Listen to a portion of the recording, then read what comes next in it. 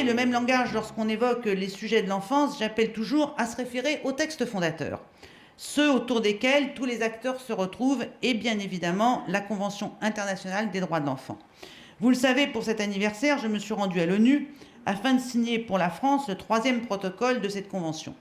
À quoi engage le 3e protocole? C'est d'abord une valeur ajoutée en termes de procédure. Chaque enfant pourra désormais, par lui-même ou par un adulte agissant en son nom, saisir individuellement le comité des droits de l'enfant de l'ONU s'il estime ses droits violés et après épuisement des recours internes. Je ne surestime pas, je ne fétichise pas cette nouvelle procédure. J'imagine bien que nous n'allons pas avoir des centaines d'enfants qui vont qui vont aller agir auprès de l'ONU.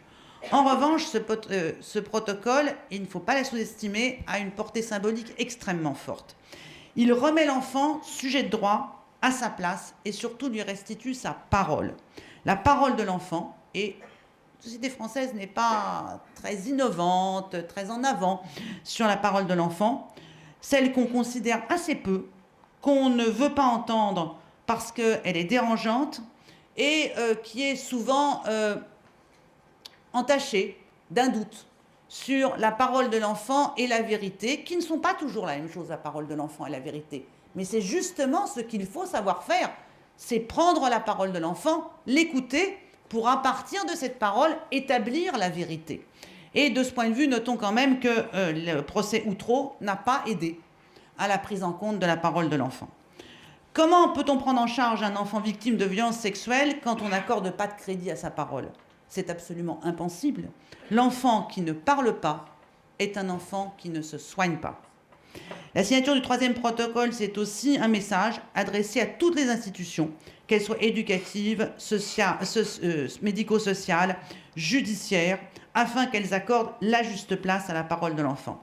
Et c'est un message adressé à toute la société sur la place que nous accordons officiellement à l'enfant. La reconnaissance de la parole de l'enfant, la reconnaissance de ses droits, c'est le premier outil de prévention que nous devons mettre en œuvre. Connaître ses droits, c'est la première marche pour apprendre à se défendre pour un enfant. C'est respecter et faire respecter ses droits et ceux des autres. Il nous reste encore à ratifier ce protocole pour l'inscrire dans notre droit national et vous pouvez compter sur moi pour que cette ratification intervienne avant la fin de l'année 2015. Certains diront qu'il ne s'agit là que de principes, mais c'est avec des principes affichés et partagés qu'on peut transformer l'action collective et l'action publique. La France affirmera donc la place de l'enfant dans la société. En ce qui concerne les politiques publiques, les acteurs de terrain, les professionnels, les associations et même le grand public, je perçois bien une sensibilité accrue en ce moment sur ce sujet.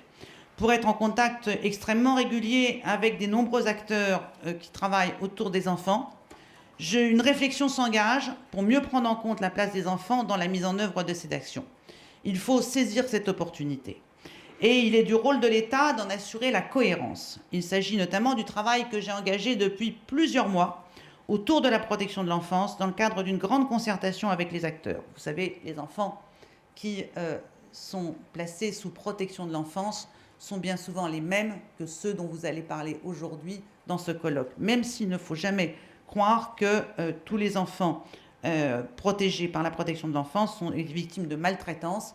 Un tiers ont été placés pour des faits de maltraitance reconnus.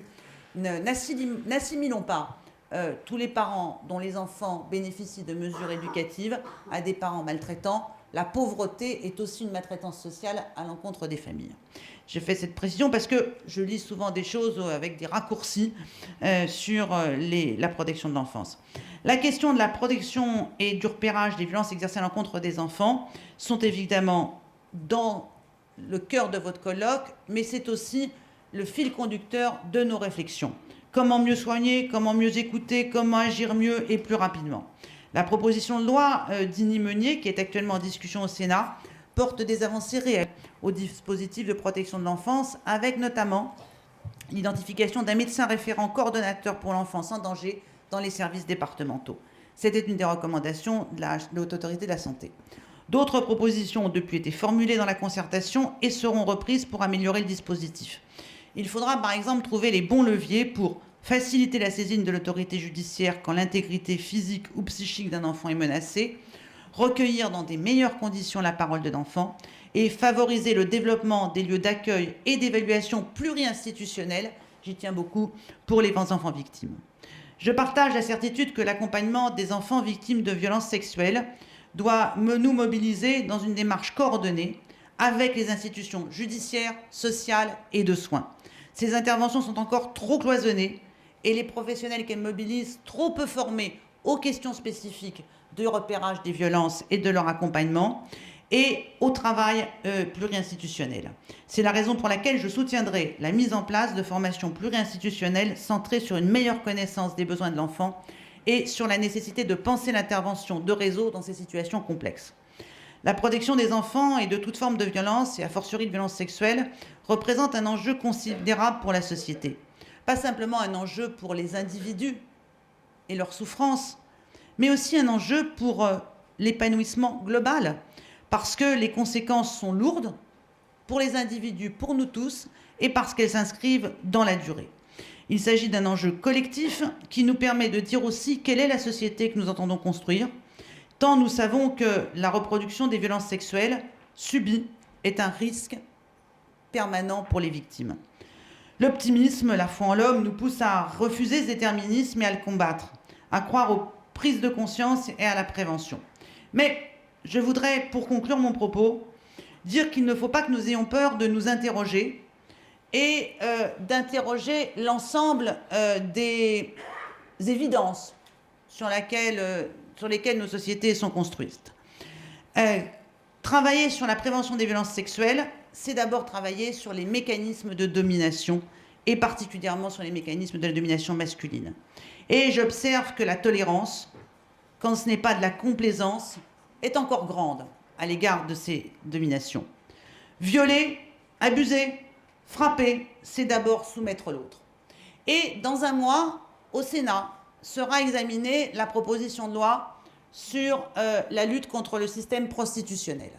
J'attire votre attention sur le fait qu'il n'y a pas deux combats.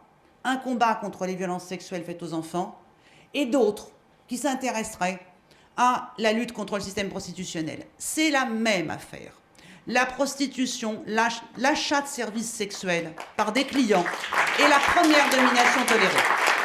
Et élever des enfants, élever des garçons dans une société où il est autorisé de transformer l'autre en chose, en objet, n'est pas élever les garçons dans la meilleure configuration pour faire d'eux des êtres résistants et militants contre les violences et les violences sexuelles.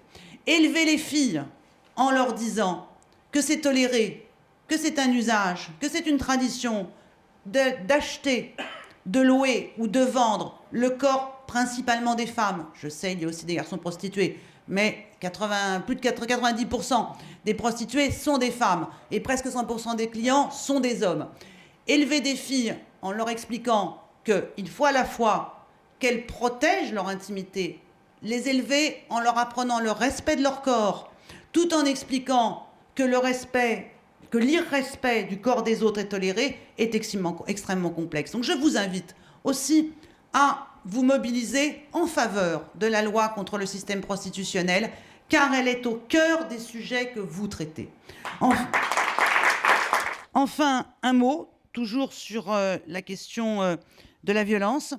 Il est fort probable que mercredi, la France sera condamnée par le Conseil de l'Europe pour ne pas avoir clairement établi sa doctrine à l'égard des violences ordinaires utilisées dans l'éducation des enfants. J'ai eu l'occasion de le dire, je fais la promotion d'une éducation sans violence. Une éducation sans violence que je conçois dans le soutien à la parentalité. Il ne s'agit pas de stigmatiser les parents, il ne s'agit pas de disqualifier les parents, bien d'autres s'en chargent déjà suffisamment. Il s'agit de promouvoir auprès d'eux le fait qu'on peut élever les enfants, leur imposer un cadre, les aider à grandir, les sécuriser parce que le cadre les sécurise, sans pour autant recourir à des violences ordinaires, dites les châtiments dits corporels. Je pense que c'est important de le dire. Je crois qu'il faut, sur ce sujet, sensibiliser la société, faire partager ce que nous partageons probablement ici, qui est qu'on peut élever des enfants autrement qu'en recourant au coup, et remettre l'ensemble des violences dont sont victimes les plus vulnérables dans un continuum et une action cohérente de la société, des pouvoirs publics, des associations, pour que les enfants, les femmes et de manière générale les plus vulnérables ne soient plus les objets des prédateurs que sont les dominants sexuels. Je vous remercie. Et sans attendre, je propose au docteur Désiré Alumetti, qui est chirurgien pédiatrique à l'hôpital Panzi en République démocratique du Congo. L'hôpital Panzi, qui est un établissement fondé par le docteur Denis Mukwege, prix Sakharov 2014, un prix qui récompense ses efforts en faveur des femmes victimes de viols en République démocratique du Congo, où les violences sexuelles sont quasi permanentes. Désiré Alumetti. Je tenais à préciser devant cette auguste assemblée que je ne suis pas la personne qui devrait prendre la parole en ce moment. Ça devait être le docteur Denis Mukwege, prix Sakharov 2014, un médecin congolais, activiste des droits de l'homme, qui a compris, comme nous tous, que la barbarie, la violence dans le monde a pris de l'ampleur et que nous ne devons pas du tout, je dis bien pas du tout nous taire, mais au contraire, nous devons agir main dans la main pour que cela cesse. Sa façon de voir les choses, ses plaidoiries nationales et internationales contre la violence faite aux femmes ont failli coûter la vie à cet homme en octobre 2012, lorsqu'un attentat s'est perpétré chez lui, dans sa maison, et a coûté la vie à sa sentinelle. Aujourd'hui encore, sa personne physique, son hôpital sont, comme nous le savons, cibles de ceux qui devraient normalement le protéger. Presque en prison, comme tous les activistes des droits de l'homme dans notre pays, la République démocratique du Congo, Dr Mukwege et sa famille ont été contraints pour un minimum de sécurité de se retrancher dans l'hôpital où ils vivent depuis bientôt 3 ans. Et en ces jours, l'étau continue à se serrer contre lui et contre son hôpital. Et disons que sa tête est mise à prix. Raison de son absence à ces assises, où il tenait personnellement à participer, mais l'insécurité, une autre forme de violence, violence mentale et psychologique, en a décidé autrement. Chers invités, à vos titres et qualités, oui, la ligne rouge pour les armes nucléaires, pourquoi pas une ligne rouge pour la violence dans le monde et de surcroît pour le viol et violences sexuelles. Dans certains coins du monde, les enfants, les jeunes filles, surtout, sont enlevés pour devenir esclaves sexuels.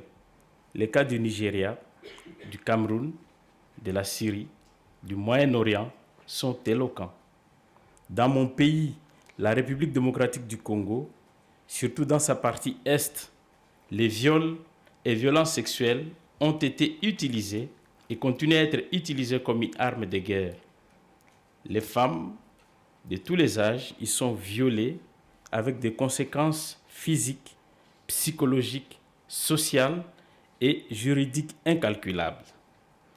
À l'hôpital de Panzi où nous travaillons, toutes les catégories, les sexes, l'âge y sont traités et jusque-là, la plus jeune est une fillette de 4 mois et la plus âgée a 80 ans.